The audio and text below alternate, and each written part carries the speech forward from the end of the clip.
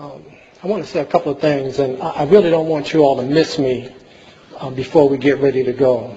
My wife was here, and she was the president of the Association of Black Psychologists a couple of years ago, and she was responsible for taking about 500 people, including about 300 black psychologists, to Ghana, West Africa, for their national conference. The reason I point that out is because I want to say a couple of things, and I'm going to go out of bounds with what I have to say relative to what we've been talking about.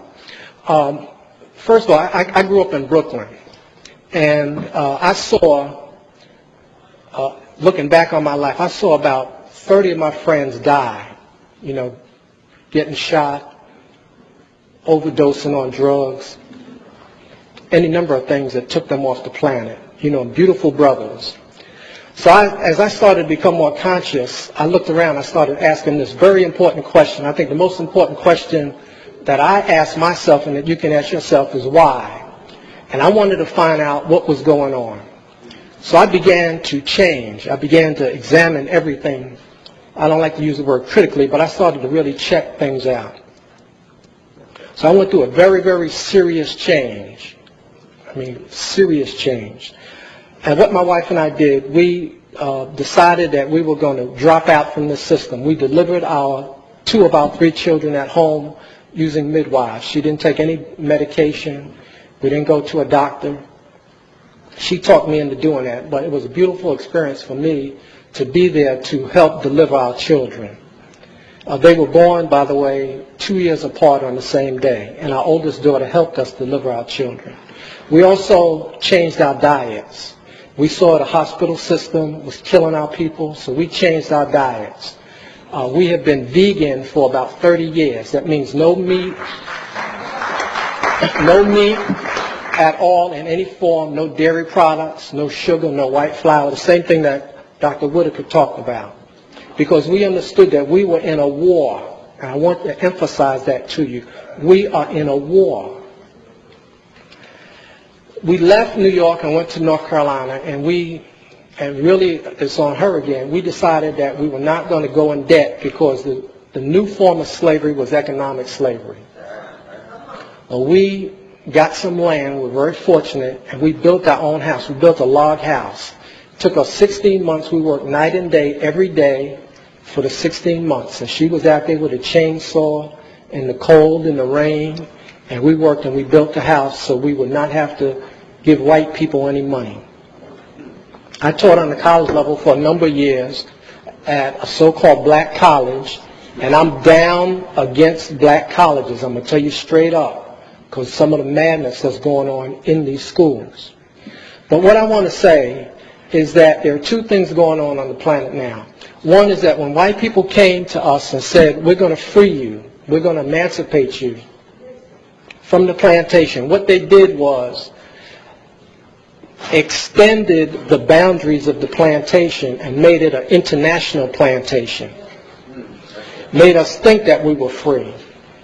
In addition to that, they made every white person on earth a plantation master or owner. So there are 2 things in operation. We are in an international prison. It's not just in America, but everywhere we go, our people are dying. So the things that are in operation on this planet is that white people want to kill us. I want you to understand that. They want to kill you. And it has nothing to do with what kind of degree you have, what kind of car you have, what kind of title you have, what fraternity you belong to, what religion you belong to. They want to kill you because that is part of their plan. There are any number of reasons why they want to do that. I'm not going to waste my time trying to figure out why they want to kill us. But I know that's what they want to do. And they want to do it in many different ways. Psychological, economic, cultural, spiritual, social, and biological, chemical, electromagnetic. They want to kill you. But they also want to make money in the process of your death. Now, I saw a brother when I was coming in, he was smoking a cigarette. So now he's going to kill himself, but they're going to make money off of his death process. The other thing is that they want us to, if they don't kill us, like they tried to kill the brother by beating him up in New Orleans, if they don't kill us that way, or shooting like they killed the brother in Cincinnati, or like they killed Malice Green in Detroit, or like they killed Greenwich up in Pittsburgh, if they don't come out right and kill us straight, they want to get us to kill ourselves. Now, these are the only two operations on the planet. The other thing is that there's only one nigger on the planet. I never use that word. This is the first time I've used it. I don't even think that word. But there's only one nigger on the planet. And the nigger that's on the planet is the one that is destroying the water, the one that's polluting the air, the one that is exploiting people and resources. And the only nigger on the planet is the white man and the white woman. And then our people are not niggers. We are imitation niggers. Now, what we have to do is we have to devise a system or a plan for ourselves. And I said earlier that each one of you is a system. And everything that you do, every thought that you think, either you are supporting white world terror domination by your actions, what you buy, what you wear, where you go, what you eat, how you use your time. You are either supporting the white people in their process of death, or you're for African liberation. It's one or the other. And if we don't use our time wisely, then we are engaging in a form of subtle suicide. Because as I said earlier, their system is still going on. They still have these images on TV that are going on. They're still warehousing our children in the special ed, giving them Ritalin. There are no jobs. We fill in the hospitals. So their system is not stopping. And then finally, I want to say that we need one idea. And we're not thinking about a solution to the problem. We're dealing with all these other things, but these are diversions from the solution to the problem. And we have to start to think about a solution to the problem so that these young brothers and sisters who are here now, who are 15, 16, and 17, are not here 25 years later talking about these same problems. Now, how do I know that the white people know that we are going to come up with a solution to the problem?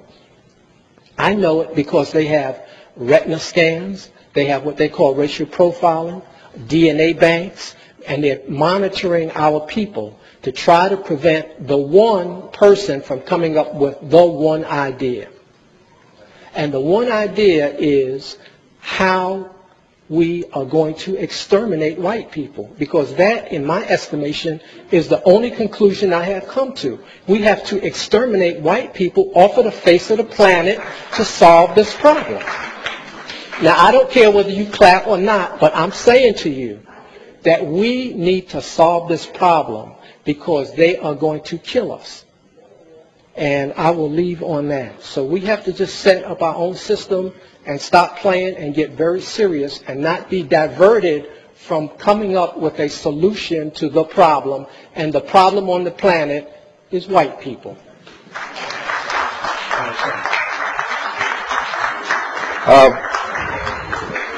Be hard to follow that one. You can get as black as you want. I don't know if you can get that. I'm an elder. Every one of us will die. And every one of us who's black will be faced by our ancestors who were slaves. And the first question they're going to ask us is, what did you do with your freedom to free other black people? But not going to ask us, did white people kill us? Because white people killed them. Ladies and gentlemen, we don't have time for racial fanaticism. We are in a country that is trying to destroy us in every way possible, and we must use every weapon that we can think about, and we must create new ones. But in the interim between if your lifespan is not spent empowering yourself politically, economically, and psychologically, then don't blame white people, because the only person guilty is you. I laid out a plan. And some would say, well, that's a digression. What are you doing to empower people like you. What are you doing to fight for them? Because I assure you, our ancestors who were slaves will ask you that as soon as they welcome you wherever you're going after you leave here.